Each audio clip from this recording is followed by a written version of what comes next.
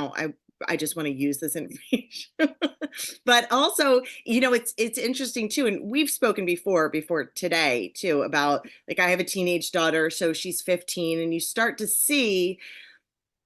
don't start to see, you're always aware, but you're just like hyper aware as they go out in the world a little bit more on their own and independently of all these different ways. And you're thinking, evade, like you just see the potential for harm in so many things. And without being, a helicopter mom or hovering and not letting her experience things, it's just sometimes can be really hard. So, yeah, the first E, evade, really comes down to situational awareness. And I spend, when I give a workshop, let's say I give a 90-minute workshop, probably at least 20 minutes of that is spent just talking about these situations and talking about the mindset and talking about situational awareness. And it's really a reframing that many people are not, just aren't thinking about. So as an example, right?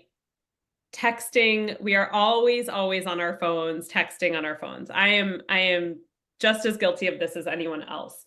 But one thing that I have worked really hard on is when I'm, for instance, walking from the grocery store to my car, it's a, 3-minute walk, right? I am really, really careful to not take my phone out of my bag because I know that if my phone is in my hand, I'm going to look at it.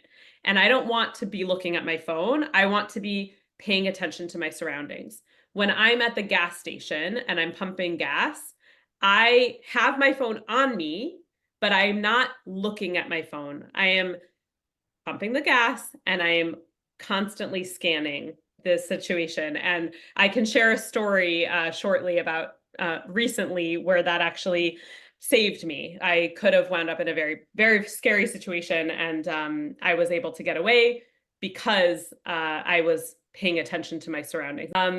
It's being much more aware of what's going on around you. So yeah, I think it's just that's to me the most important piece of avoiding bad situations is really learning to start paying attention to what's going on around you.